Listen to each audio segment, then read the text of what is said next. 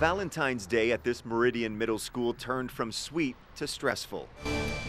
Continuing to follow breaking news in Meridian today, where Heritage Middle School is on lockdown. A report of a teenager inside the school with a suspicious object brought heavily armed police out in force. Meridian police are inside Heritage Middle School. They're going room by room. The response was amazing. Our building was shut down within seconds and police were here within minutes. An armed SRO, a school resource officer assigned to Heritage, was already inside, as he is every day. It's the SRO's primary focus to make sure that the school is safe, that the student body is safe.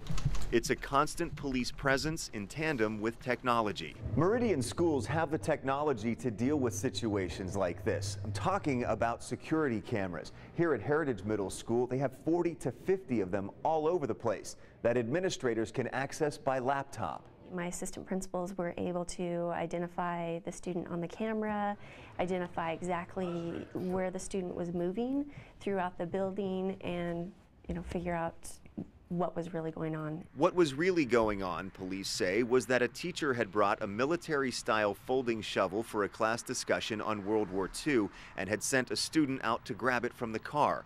The incident tested Meridian's crisis response plan. Police and school leaders say it passed that test. And the ever-evolving plan is not only about response, but also prevention. Schools hold regular, real-scenario lockdown drills, limit access through one entrance, and have phones in every classroom. Now they'll meet to reassess the response to the incident. To say, okay, this is what we did, what can we do better?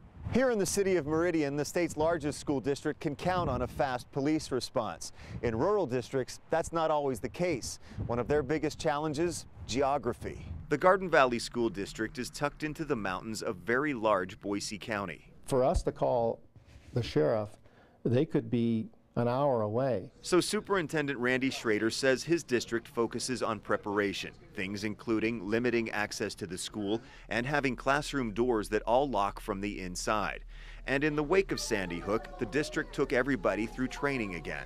It retrains people again in the difference between a lockout, a lockdown, intruders in the building, out the building, what do you do? Garden Valley has no school resource officers, so the school board is talking about whether to have guns secured on school grounds that a few well-trained teachers could access in an emergency. Just to provide the safest environment that we possibly can. On the state level, the newly reconvened School Safety Task Force is also talking about whether to arm Idaho teachers.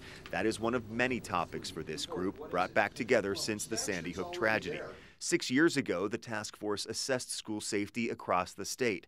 Among other things, it established a crisis response template for Idaho schools, provided statewide training, established security recommendations for new school construction, while also looking at how to make security equipment more affordable for existing schools. Although the work back then was based on best practices, we've learned more over the past 5 or 6 years, and it's time to look at new best practices and to revisit school safety. At the highest level, Governor Butch Otter tapped recently retired Idaho State Police Director Colonel Jerry Russell to work alongside the task force to assess and recommend possible safety and security improvements in Idaho schools. Yeah, the question is, well, if that could happen there, what are we doing to make sure it doesn't happen here? Otter and Luna say it will likely lead to more training and more coordination with emergency responders to start.